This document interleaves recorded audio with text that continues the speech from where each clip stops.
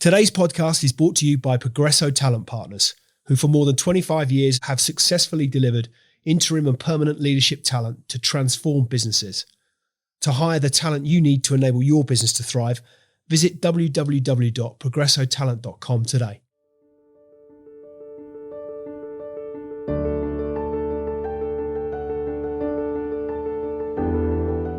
Tim Jackson runs Walking Ventures, a seed fund which invests in early-stage technology startups.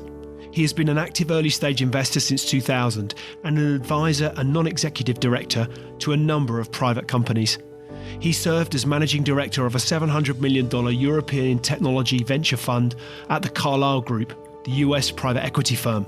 Formerly, he was the founder and CEO of QXL, which went to IPO on the Nasdaq and the London Stock Exchange and was sold in 2007 for $1.9 billion. He wrote a weekly technology column for the Financial Times for 7 years and was a staff writer for The Economist and The Independent. He studied philosophy, politics and economics at Merton College, Oxford, and is the author of 3 business books. Tim lives in London and has 4 children with the painter Emily Marbach. So what's the story behind the story? Without further ado, let's get into it.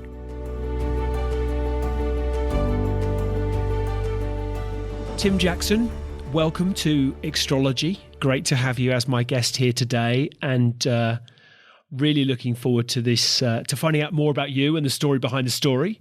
And by way of context, I guess, and a great place to start, can you share with us the journey that led you to become an active early stage investor and advisor? Well, highly, and it's great to be here, and I'm a big fan of yours and of Extrology. Thank you. So the story is that I've had a kind of long journey that's led me to become an early stage tech investor, and I'll talk about that a little bit more in a minute. But I think perhaps the thing that might interest listeners is what happened about 5 years ago. Because my focus is on seed and pre-seed investments in technology startups, that involves working really closely with founders and CEOs. And you build relationships with them, and you often will take a board seat and so on. And if, like me, you've been kind of around the houses on investing for quite a long time, then you obviously also have in relationships with lots of later stage investors.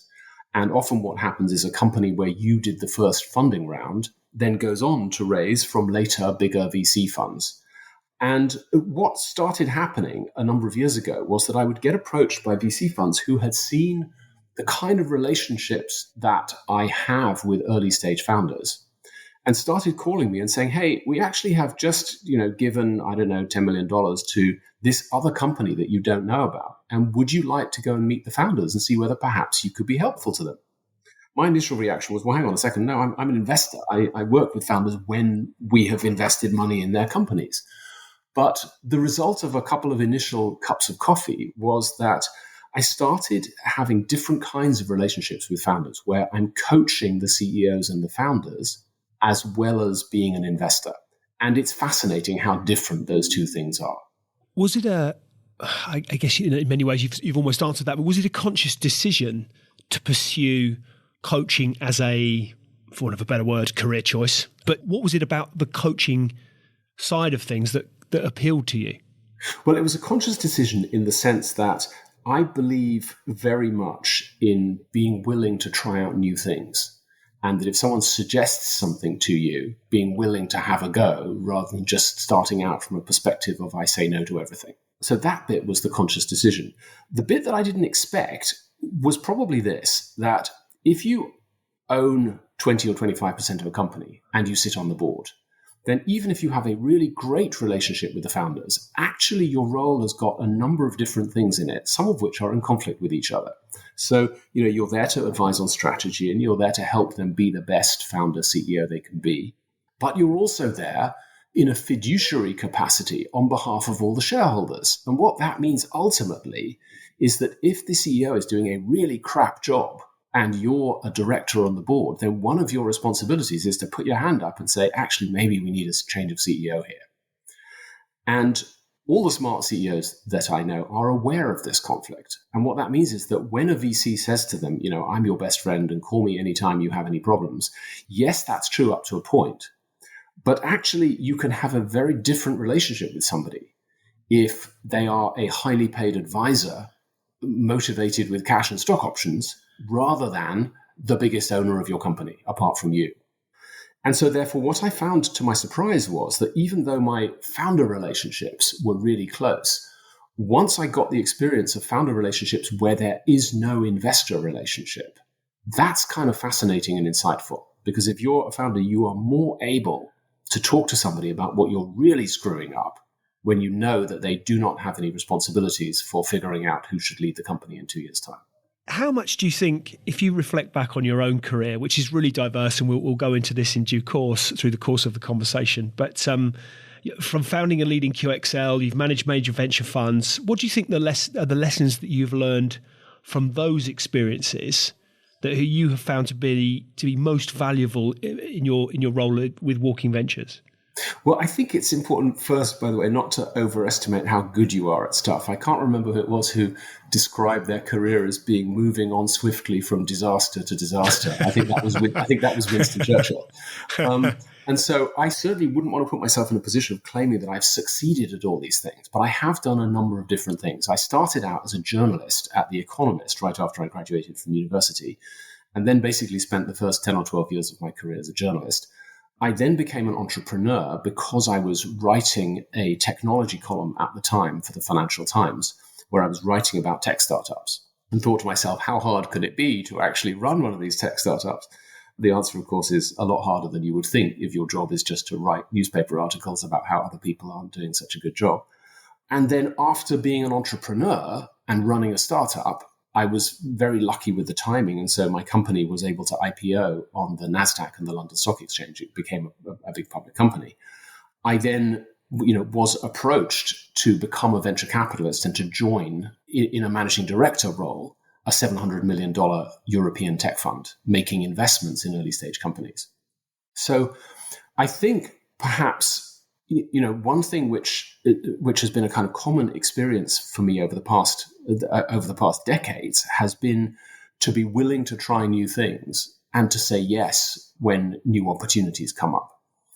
And I think perhaps another thing is to recognize that it's not a straight road where you could see the destination right from the beginning. When I was 22 years old and working for The Economist, my life ambition was to become editor of The Economist.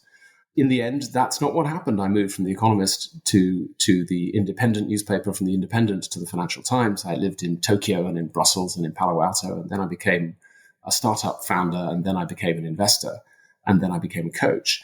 And so I think it's much more like one of those video games where you're in a building with lots of corners and you can't see around the corners.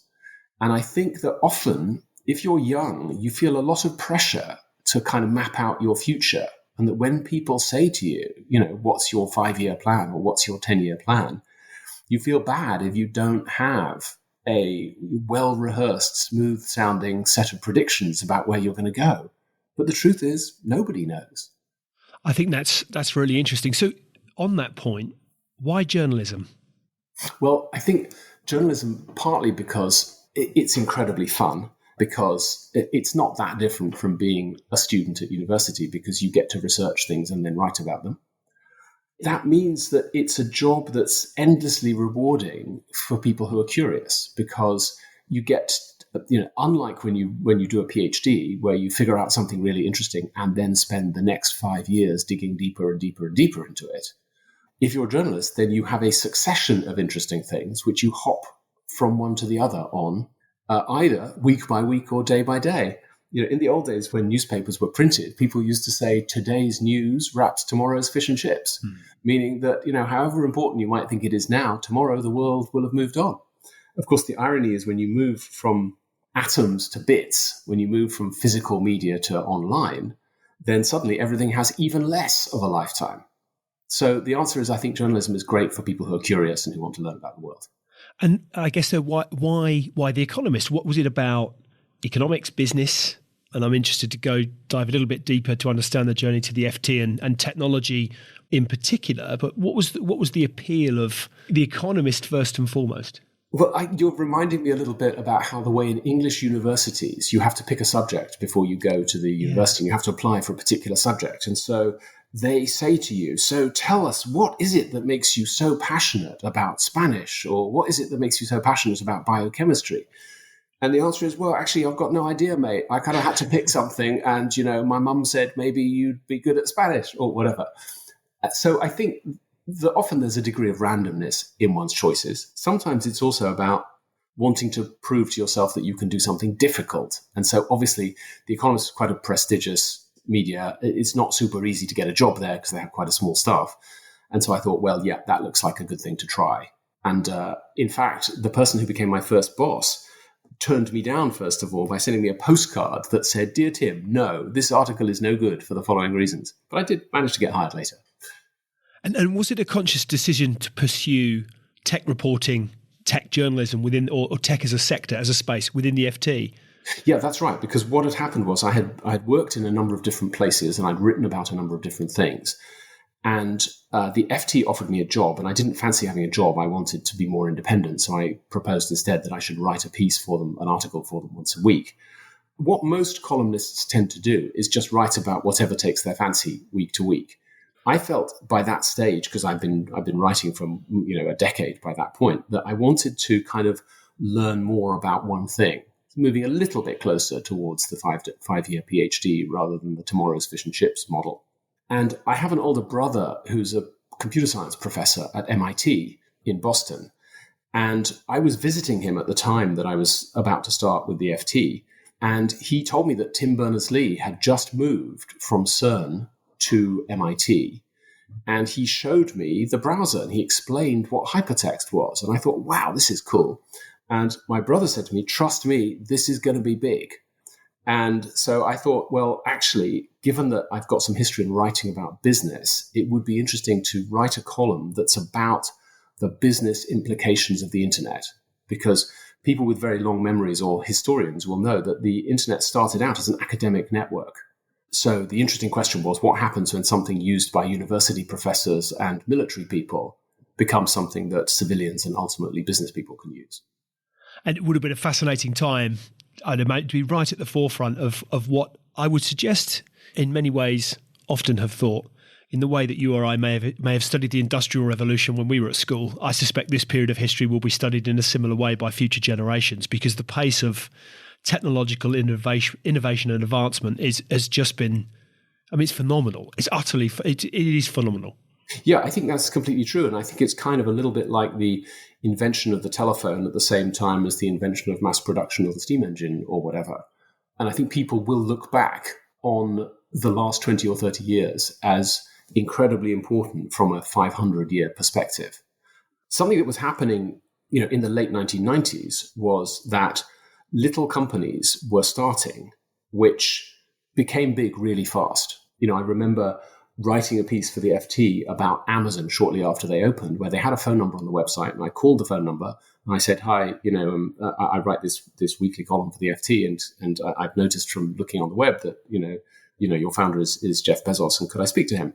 And someone puts their hand over the phone at the other end and says, "Hey, Jeff, there's a call for you." And it was a garage, and there were 5 of them, and it was very striking to me. A year and a half later, that they had a valuation of $1 billion and they were a public company. But, it had moved on a lot from those 5 people in the garage. So, yeah, absolutely. So you're I think it's fair to describe yourself as a seasoned investor. Is that a fair description to apply? Seasoned is always a euphemism for old codger. So the answer is absolutely, yeah, because I'm 58 years old. We are of a similar vintage, so I say that without. If I am offending, then clearly it's a reflection on me too. But well, perfect. And vintage is a wonderfully positive word, of course, because everyone always assumes that wine is better if it's older than if it's younger. Absolutely, and certainly it is. There's a little interesting data point here on this, that people have done some studies about the investment performance of venture capitalists by age, and what the studies show typically is that the financial returns that VCs make fall off a cliff after the age of 39, and that basically middle-aged VCs are no good. And partly, I think that's because your podcast subscribers who are in the technology business will have often heard the phrase pattern matching, which is a phrase used by VCs to mean, I'm too lazy to do the research, but I have a gut feeling that this will work or won't work. And I think that if you've had if you've made some successful investments in early on in your investing life, then it's tempting to think that somehow you know things that other people don't know. And that what tends to happen is that senior VCs who've been around for a while stop going to networking events, they stop meeting entrepreneurs, they kind of hire young whippersnappers to do all that stuff, and they think of themselves as the wise people who will make the ultimate decisions. And I think that wisdom is mostly misguided. So what does this mean for me? Well, it means that even though I'm at the vintage end of venture capital investors, I think it's very important to meet entrepreneurs all the time and to look at the inbound deal flow that comes in terms of companies approaching us, and to realize basically that nobody knows anything. And I think contrary to the temptation that you might have to think that the longer you've been around, the more expert you are, I kind of feel the reverse, that the world keeps changing, that the things that we thought we knew in the past may turn out not to be true in the future, and that you have to keep kind of poking yourself with a little pin to remind yourself of those facts. I couldn't agree more. I have a 19 and a 21-year-old, and I feel I'd gotten to a point as a father whereby I'm learning more from them than I feel I can teach them. I mean, in terms of what's happening with the world, the way the lens they have on the world, how they look at things. So I find conversation with them fascinating as to their perspective. And I think to your point, there is that risk. We believe broad sweeping statements never a good premise, but that we become wiser as we become older. I'm not sure that's always entirely true. I just think sometimes we believe it to be true.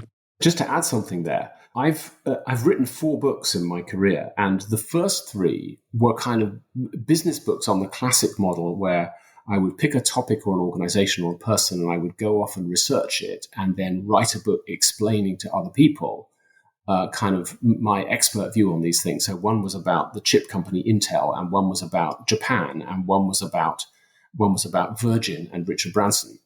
The most recent book I've written, however, is called Startup. And it's not so much me claiming expertise, it's me capturing things that I've learned from the CEOs that I've coached.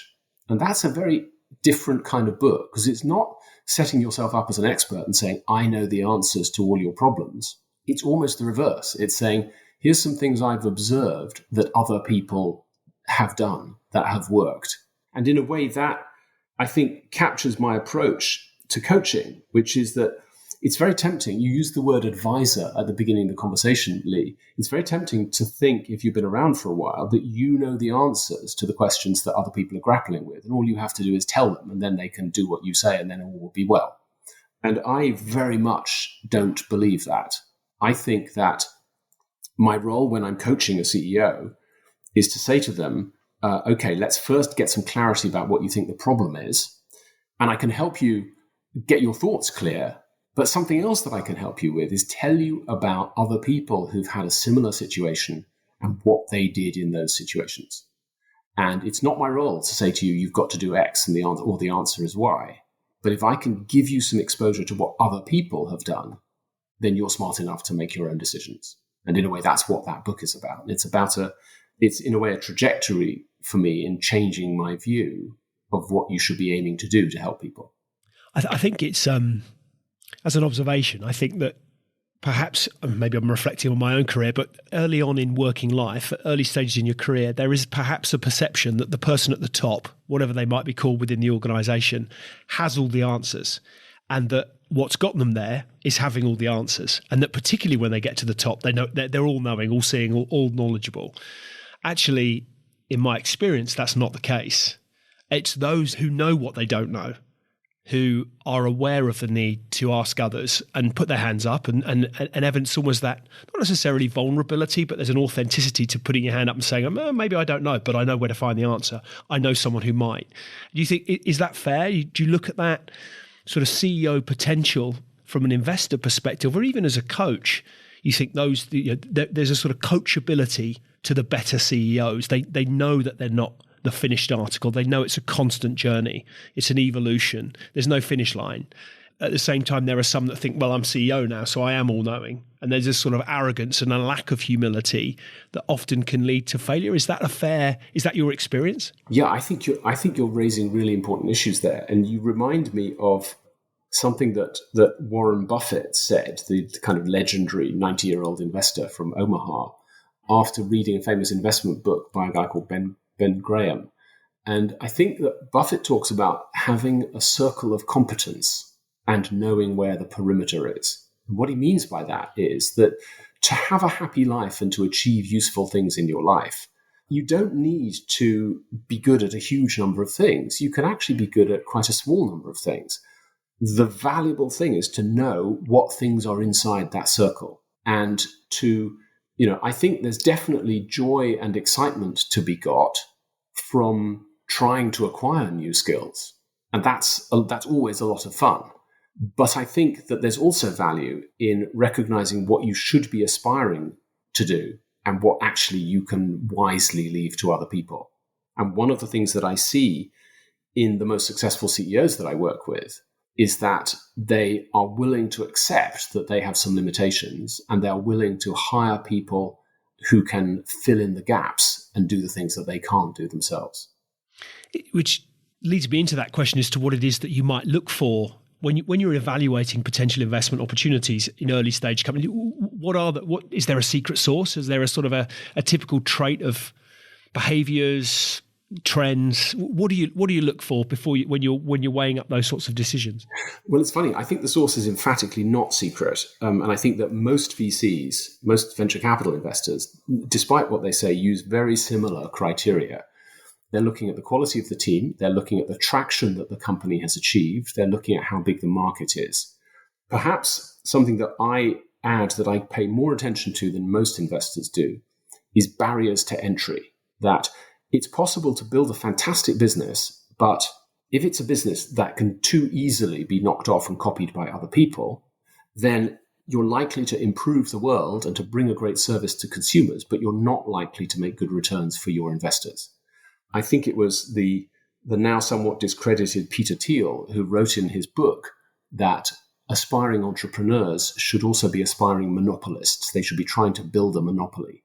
And even though I think it is the job of government to stop them from succeeding because monopolies are bad and they're not good for consumers, I think there's a natural and healthy tension there. And that if you're an investor, you should be looking to invest in businesses where there's a chance that the business will have some market power rather than just be one of the 10,000 companies offering this product or this service.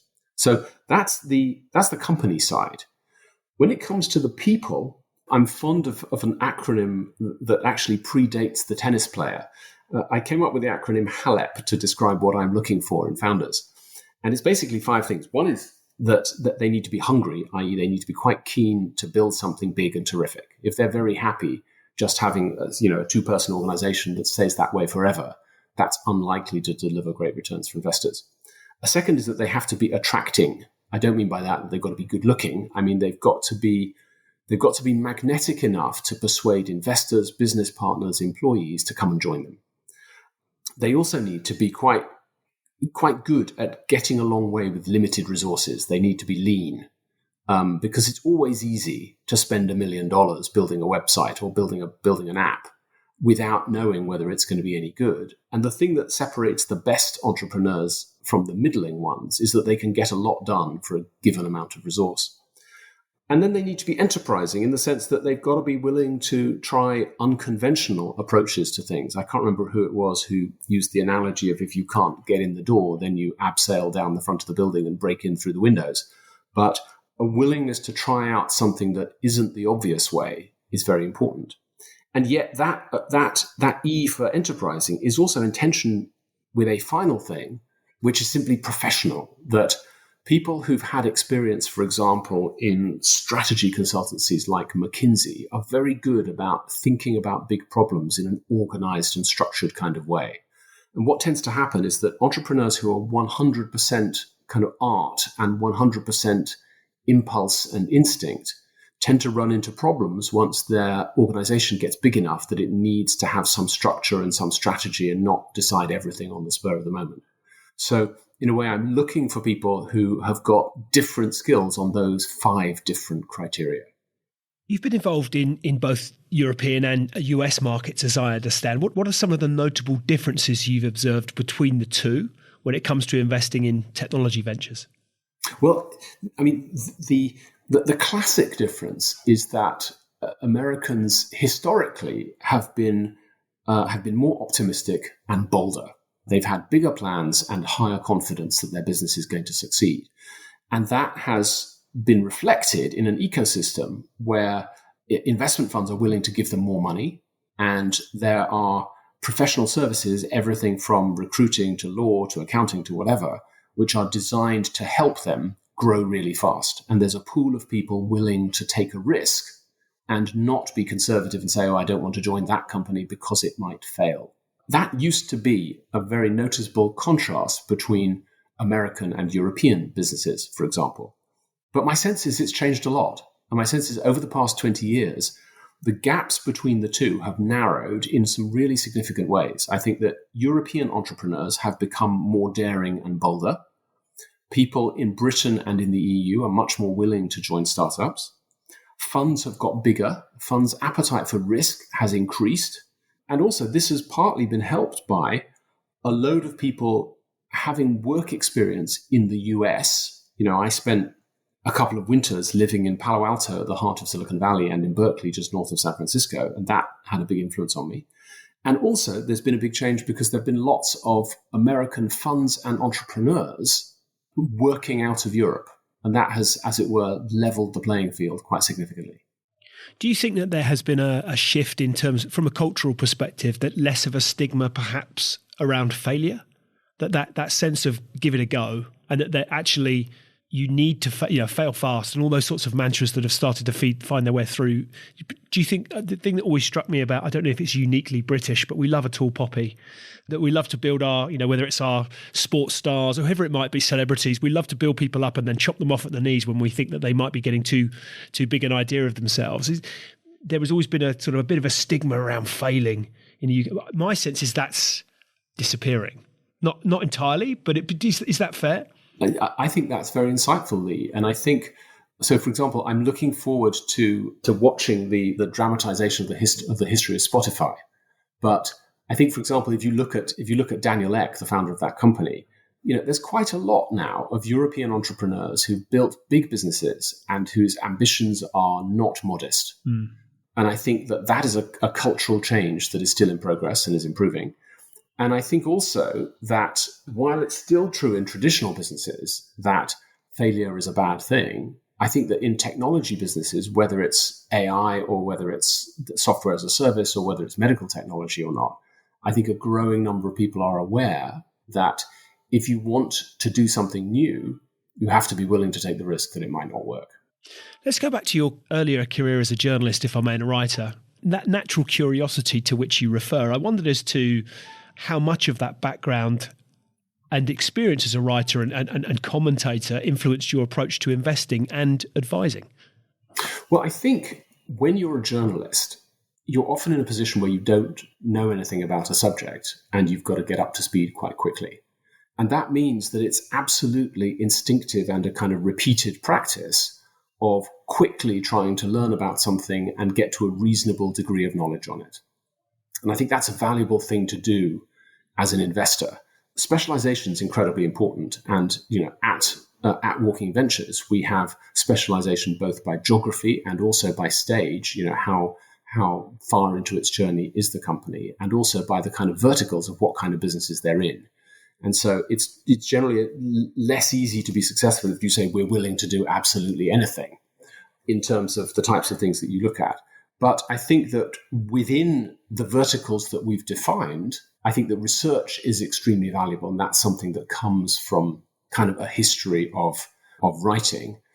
I think it's also interesting how many successful businesses are led by people who value the ability to kind of summarize a situation, or a challenge, a problem, a plan in writing rather than just talk about it. Because often the job of capturing something in a straightforward summary is very clarifying. It helps you get clear in your own head what you think the issue is and what you think the solution to it is. Of course, the post-chat GPT paradox here is that you used to be able to tell very easily who was good at doing that kind of summarizing. And now ChatGPT can do it for you, which means it's a little bit harder to figure out than it used to be who's good. Yeah, I think we'll come on to. I'm sure at some point we'll dip into the world of AI and the implications that might have. But again, reflecting on your own background from an educational perspective, philosophy, politics, economics, all featured within your studies. How do those disciplines intersect with your work in the world of technology and venture capital? And I guess, therefore, have there been any sort of particular philosophical or ethical principles that have guided your investment decisions? Well, yeah. So I think so. I mean, philosophy, politics, and economics, which I studied at university, is a kind of general all-purpose degree that teaches you about a wide range of kind of disciplines in the modern world. I say the modern world, of course, but philosophy is very ancient as well. And of course, there are different types of philosophy, ranging from philosophical logic, which is about a very formalized, symbolic approach to clarifying what is being said and what the implications are of what's being said, to philosophy of perception or mind, and then at the other end, perhaps to moral philosophy, what you should do and what you shouldn't do.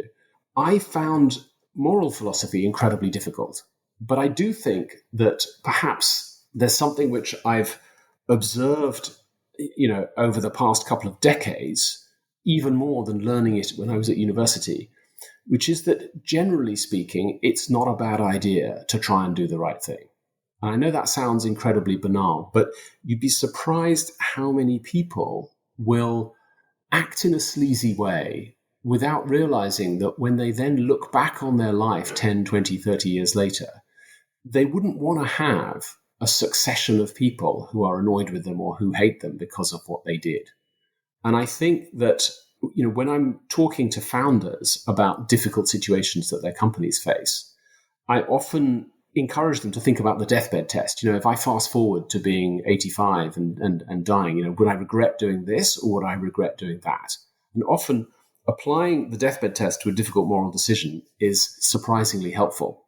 There's perhaps one other thing that's useful, which is that there are, as we all know, plenty of people who are economical with the truth, to put it mildly. And then there are some people who are total fantasists, like the former president of the United States, who will say, 101 things, all of which are ludicrously wrong. But the reason that I mention people being economical with the truth is that I think if you try to maintain different versions of reality for different people, you are placing a great burden on your memory, because you have to keep straight what's the story I told this person, and what's the story I told that person, and what's the story that I told the other person. As I get older and my memory gets a bit less reliable, I become more and more aware that you make your life very simple if there's only one version of events that you have to tell, which is the ones that you recall actually happening. And I think that those things sound very banal, but if you make sure that you've checked both of those boxes, that's certainly a good start. And what about the one thing that fascinates me oftentimes as I reflect back is the pace of change, which we somewhat alluded to a little earlier, around the technology landscape and how dramatic and significant it's evolved.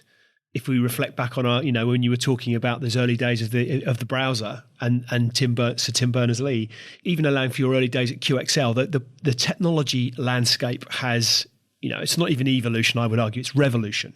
So how do you stay ahead of emerging trends and the disruptions, the disruptors and the disruptions that are very apparent in the tech industry?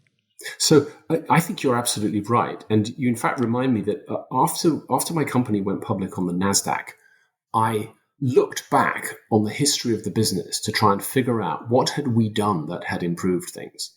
And I looked at the month-on-month sales chart that showed how much sales we'd made every month since inception. And it had the kind of classic hockey stick line where it sort of started horizontal and then appeared to be going up towards the vertical.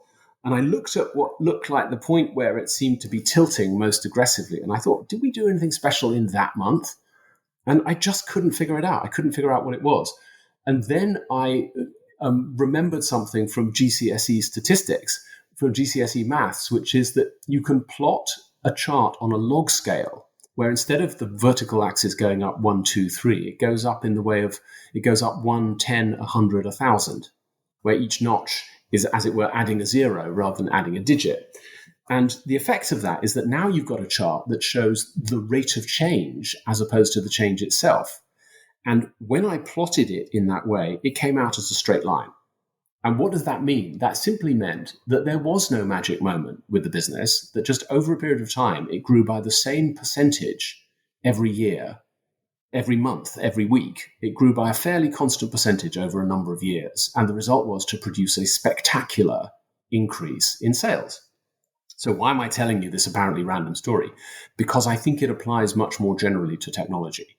And here's a good example. If you look at GPT-3 and GPT-4, the change that you've seen in the capability of AI, I would guess that it's probably fairly constant in percentage terms, month by month, quarter by quarter, year by year. And yet what that means in the real world is that you get something that is dramatically different. Now, at the very beginning of the computer industry, Gordon Moore, one of the founders of Intel, I learned when I was writing my book, thought that the world would only need 10 mainframe computers. Wow. And when somebody said, hey, but wouldn't it be nice if everybody had a computer in their own home? He said, why would they need that? What's the point of that? We'll just rely on the 10 mainframes. And so it was a huge change when the world moved from mainframes to personal computers. And you might think, oh, right, great. Okay, the PC has been invented. That's the end of history. There's nothing more to do other than just the Apple Mac. But then, of course, we saw mobile.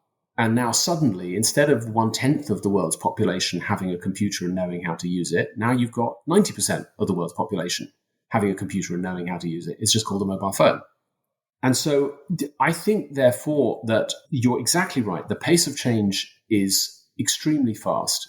And what we see in terms of how it's affecting our world is getting more and more profound year by year. I'm reminded of a guest I'd had on the podcast, Ben Lavender, who's the creator of the iPlayer, and Ben had referenced that. Yeah, I think I'm right in saying it took him 2 or 3 years to convince the BBC as to the virtues of what he was proposing, but he remembered vividly a conversation around sort of telling him about how people would be able to watch on demand was part of a presentation he was giving, and someone responded saying, "Well, why on earth would you want to? EastEnders is on at 7:30 on a Tuesday and a Thursday. You know that." Why would you ever want to watch it at 5 o'clock on a Friday? Like, we all sit down to watch it. And so that sort of sense of not being able to quite grasp the change in behavior that it would impart and the opportunity it would present. I mean, there's just so many examples like that. Yeah, and I think perhaps that's something very important if the work you do is as an investor and as a coach, which is that you have to realize that many of the assumptions that you have about the world today may be wrong. Yeah. And you've got to look out for little pieces of evidence that indicate that you're mistaken and that you need to change your view. And how do you sense check that? Because there is a risk of, I guess, almost confirmation bias, if that's the right expression, that you kind of, sometimes there is a thought process, you see something that you feel or you want to frame, confirms that thinking. So you think, oh, I'm right. But actually there's a whole bunch of other stuff going on around the world that would suggest otherwise. How do you ensure that you're keeping? It's very difficult with there's so much noise. You know, how do you keep on top of where's the real action? What's really happening? Well, first, you can't ensure, and that's an unrealistic ambition to have. You have to just do your best to try and not screw up most royally. It's also important, to be sufficiently humble to realize that many important things happen in the world that are a surprise to the vast majority of us. And a good case in point is, the market crash that happened in 2007, 2008. Looking back on it 5 and 10 years later, it was kind of obvious that, stock prices had risen much too high and there was a ridiculous property bubble going on and so on. And yet at the time, it was only a tiny proportion of participants who kind of were sort of walking up and down with like sandwich boards on their backs saying the end of the world is nigh, while everybody else said, no, it's all great. It's all going to continue like this forever. So what does that mean? I think it means that we have to be aware that what we think we know may turn out to be wrong. What innovations or sectors or products or however you want to describe, what excites you in technology right now? What are you particularly excited by? Well, I think lots of things. So one thing which is completely banal and is obvious to everybody is the way in which mobile devices have become so convenient that you can do lots and lots and lots of things on them that you previously couldn't do. And I don't need to run through a list, but here's a tiny example. I recently got a new pair of AirPod type earbuds, which combine with AI translation to allow you to walk around in a country where you don't speak the language and to have simultaneous interpretation where somebody says something to you in the local language and it is translated into English and spoken into your ears in English. Now, I love trying to learn languages. I studied French at school and I know a bit of Italian and I learned some Japanese while living in Tokyo. And so when I travel, I want to try and learn the local languages. But wow, that's pretty kind of impressive if you can be in a foreign country and you can talk to people where you can't speak their language and they can speak yours. I think it's also very striking that the Industrial Revolution for 200 years was about the least skilled jobs being replaced by machines. And what is happening with AI now is that many of the most skilled jobs are being replaced by machines. Yes. Here's an example. Yep. We have an investment in a company called Chiron, Kheiron. I think it's something to do with a Greek doctor or a Greek god or something. It's a weird name. But it's a company that uses AI to read mammograms, scans of women's breasts. And the importance of mammograms is that if you have a skilled radiologist, they can look at your mammogram and tell you whether you are at risk of developing breast cancer. And there's a huge shortage of radiologists at the moment. There are therefore queues of women who need to have scans, but who can't get scans because there simply aren't enough people to read them. And what this company does is it's using AI to assist radiologists to read scans faster. They've already saved the lives of 50 or 100 women who wouldn't otherwise have had their scans read and their cancers dealt with. But that's one tiny microcosmic example. It's not text generative AI. It's not, a piece of software can write email for me.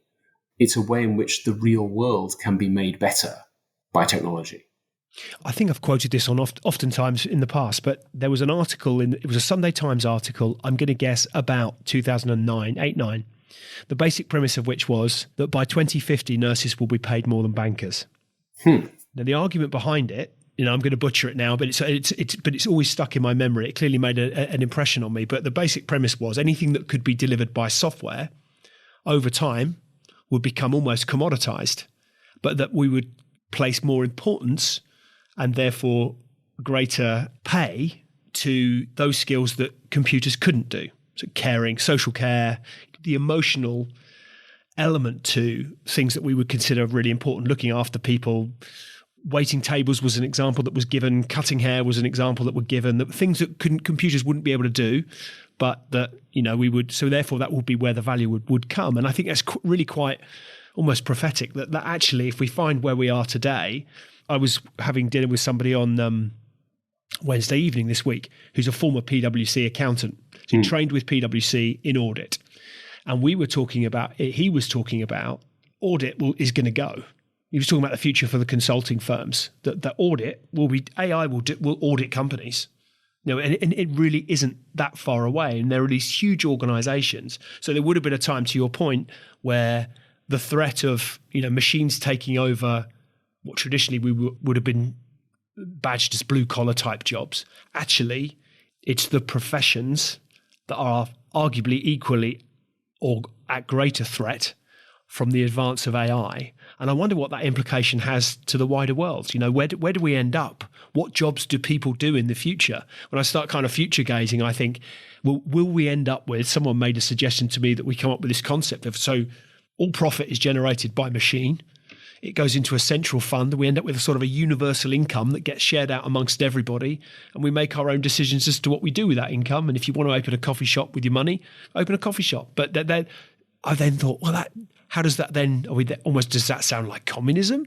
But in a technological, and so many questions around where all this goes philosophically, socially, morally. I think it's a really fascinating debate as to what the future of humankind looks like.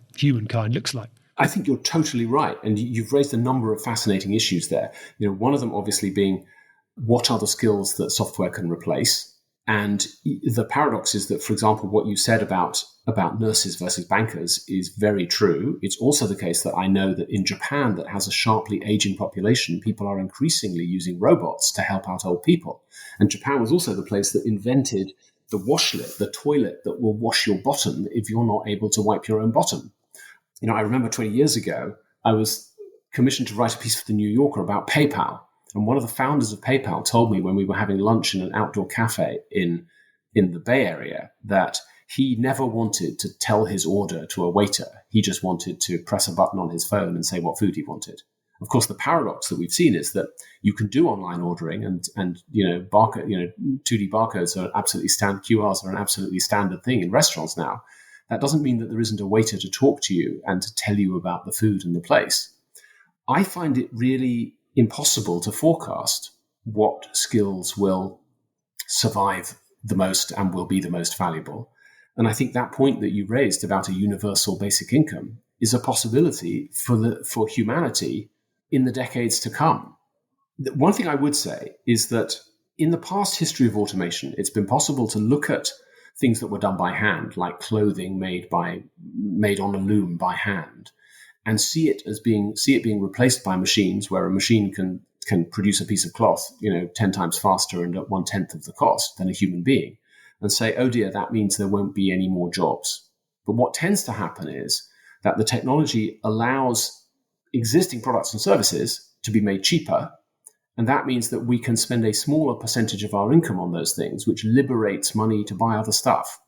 So I'm not necessarily convinced that this means the end of economic activity.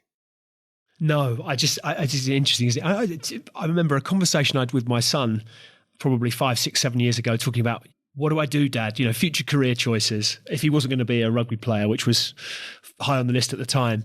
But I remember saying, well, learn how to code. You'll never be out of a job.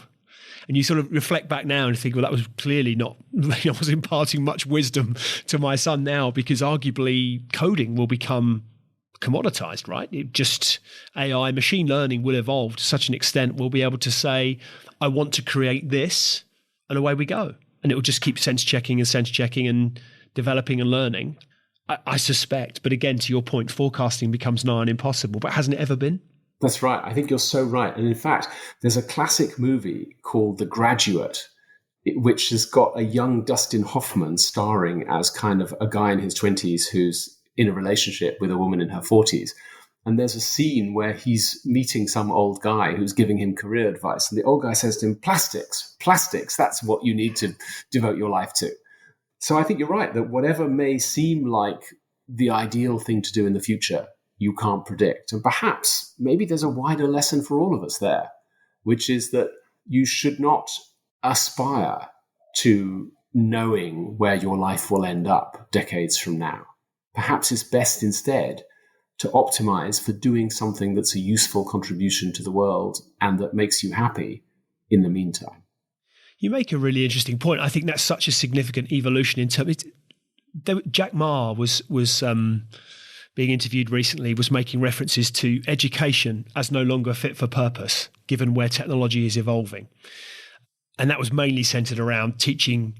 I'm butchering his answer, but his basic premise was imparting knowledge will no longer be relevant because machine learning is where the knowledge is. What we need to be doing is encouraging creativity. That was basically where he was going. But I think if we reflect back on my earlier unfair comment as to our seasoned vintage, that when we were at school, you were encouraged, if you look at those discussions with careers advisors, most of them were centered around being called something. So you will be a journalist, nurse, bricklayer, plumber, electrician, lawyer, whatever. There was a thing that you were, and that was it. So the argument might have been, right, so that's what you do at age 18, 20, 16, 18, 21, whatever the age would have been. And then you retire at 65. So there's your life mapped out for you. And to your point, right from the get-go, it's never a straight line. And I think that now there'll be jobs or things that people will do in 10 years' time, 5 years' time, that arguably don't we almost can't quite comprehend or name today. So I think that makes for a really interesting challenge as to future generations and how they carve out or seek to carve out, the sort of map out their lives. Because we all crave some form of control, don't we? Some form of certainty, even though we have uncertainty daily. We all crave that. We want that sense of the choices we're making are going to have, there's a path and an outcome that we're moving towards. Yeah, I think that's entirely true. And I think another of the things we crave is perhaps, learning and mastery, the feeling that we're mastering something. And, if I were to look back on my own working life, I suppose I started out with a single label of journalist, plonked on my chest or whatever. And then I had the label of company founder, and then I had the label of investor, and then I had the label of coach. I don't know what the label will be in 10 years, but what I do know is that it's a good approach to focus on whether you find the work that you're doing valuable and enjoyable. If so, do more of it. And if you see something else that you think could be more valuable or more enjoyable, consider switching to it. Building and scaling a startup is a tumultuous journey. Based on your own experiences, what advice would you give to early stage founders who are navigating the challenges of growing and innovating? Well, I think probably a couple of things. One is that running a startup is a little bit like, and I don't want to sound like I'm trivializing a serious medical issue, but it's a little bit like suffering from bipolar disorder, in the sense that there are days when everything's going so incredibly well that you feel on top of the world, and there are days when you have setbacks that are so serious that you think this is all a big waste of time and I should just go home and do something else. And I think that people who have founded startups know this very well, but tend not to talk about it too much to people who haven't founded startups. And it's very emotionally wearing to have that happening to you. Things are fantastic one day and terrible the next. And I think that's quite important. Perhaps there's a second thing which is important. It's a very common saying among venture capitalists that building a startup isn't a sprint, it's a marathon. But what does a marathon mean to a kind of middle-aged man in Lycra, which is the old image that we have of venture capitalists? It typically means, 3 months of training, 3 hours of running, and a week in bed. And yet actually building a startup is not a quick process. And that's in fact why we decided to call our fund Walking Ventures, because when I meet entrepreneurs, I typically have meetings with them by taking a walk around the parks in central London. And, we're not running. It's not a kind of fitness challenge. It's just an opportunity to talk in a low key way where it's not confrontational and you're not presenting slides and so on. And yet what I've noticed is that because of the walks that I do every morning, I do the equivalent of 3 marathons every 2 weeks. But I do that without raising a sweat. It's not about strenuous exercise. And I think that in some ways that's a metaphor for building a startup, which is that if you show up every morning, rain or shine, and you keep walking, then people, as someone once said, routinely overestimate what they can achieve in a year, and they routinely underestimate what they can achieve in 10 years. And I think that's a very valuable thing to bear in mind when building a startup. Let's reflect back on, you've authored 4 books, is that right? I think I originally may have said 3, but I think am I right that you've authored 4 business books. How has writing those books enriched your understanding of entrepreneurship and investing? Well, obviously it's huge fun writing books and you learn a massive amount. And so I wouldn't try and condense all the interesting things I learned in a few sentences. But perhaps one that might be surprising is this. Particularly if you write business books about successful businesses, it's tempting to look at a successful business, such as, for example, Virgin, which I read about more than 20 years ago now, and to say, well, Richard Branson did this and Richard Branson did that. And you therefore write a book which, although it might not say it explicitly, really appears to be implying if you do the things that Richard Branson did, then you too will build a Virgin-sized business. I don't think that's correct any longer. I think that circumstances vary a lot between people, between the types of businesses that they're in, the industries that they're working in, and the time when they tried to do it. And what that means is that you can't actually easily apply lessons from one thing to another thing. If there's one meta lesson, it's perhaps that you should show up every day willing to look critically at what you're doing and say, what's not working and how could we do this better? And if your ambition is to make some small improvements to what you're doing every day, then over time, you can get to be very good.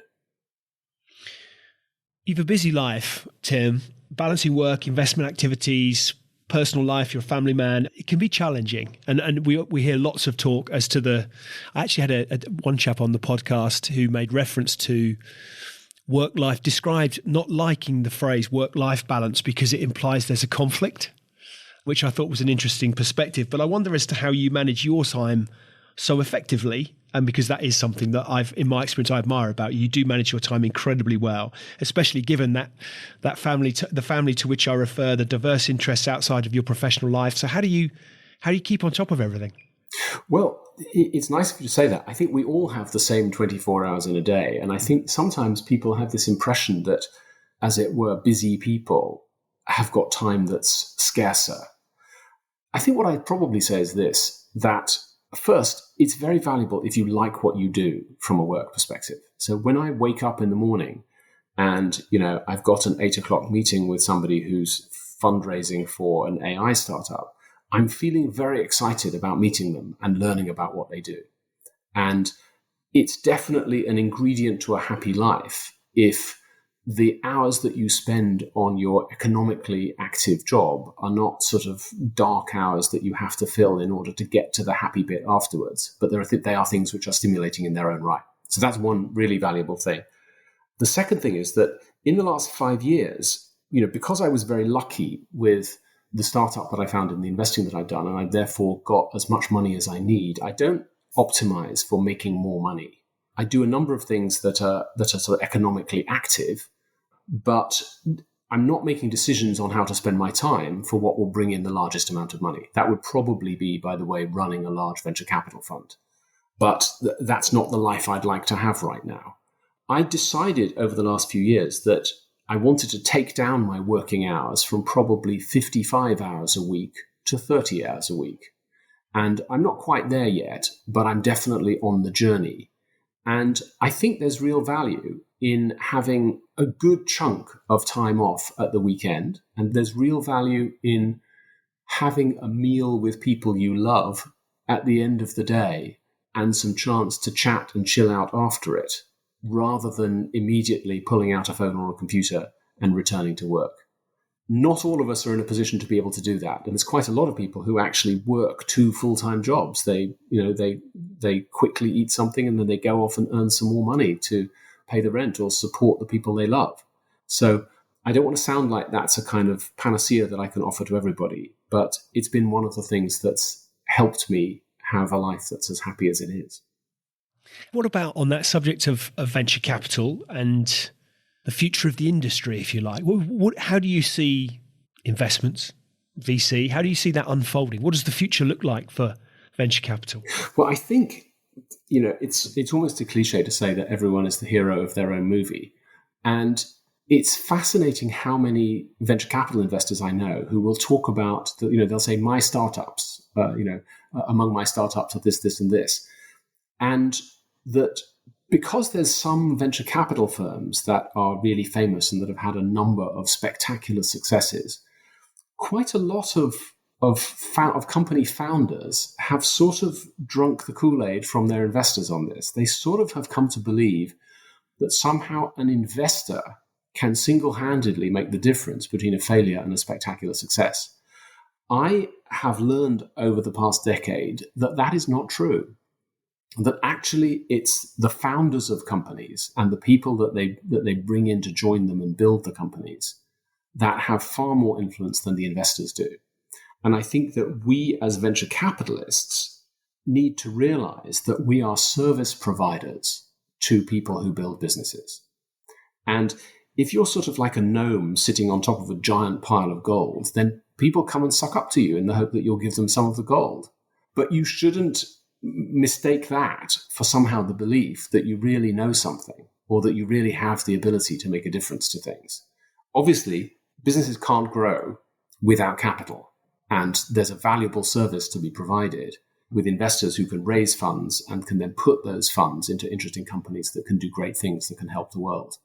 But I think that what is likely to change over the coming years and decades is perhaps a little more humility among investors and more focus on the people who are actually coming up with great new products and great new services that don't exist now. So where should we point listeners to find out more around, whether that be Walking Ventures, your books, whatever? Where should we be directing people? Well, the fund website is at walking.vc.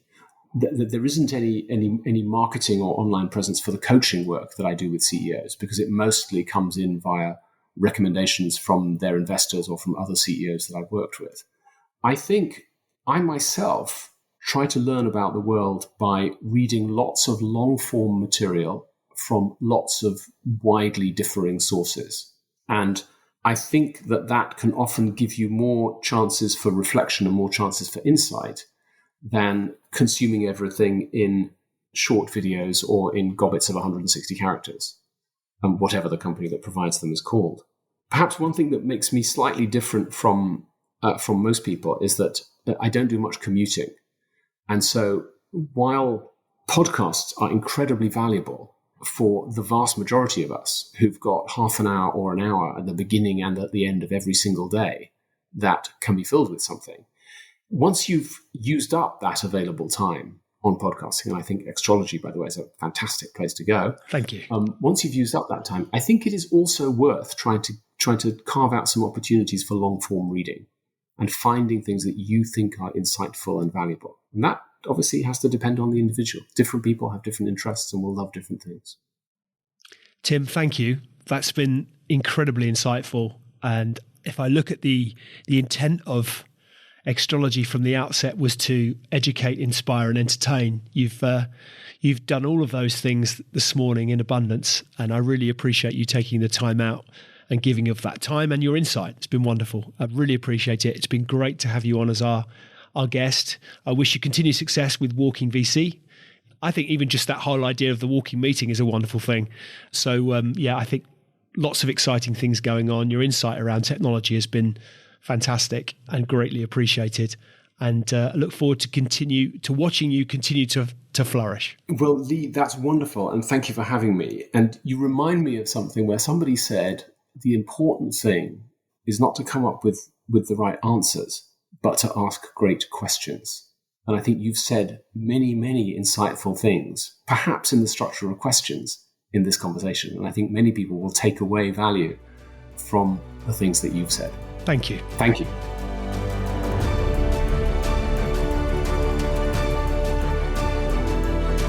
Hi, ladies and gentlemen. Thank you for listening to today's Extrology podcast. I really appreciate your audience and ears. If you've enjoyed it, then why not hop onto iTunes and give us a review? I'd really appreciate anything that you might have to say. Any feedback always gratefully received, and look forward to hosting you next time. See you soon.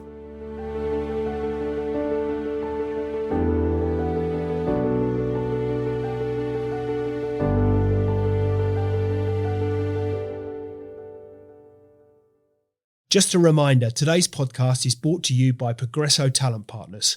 Visit www.progressotalent.com today for more information.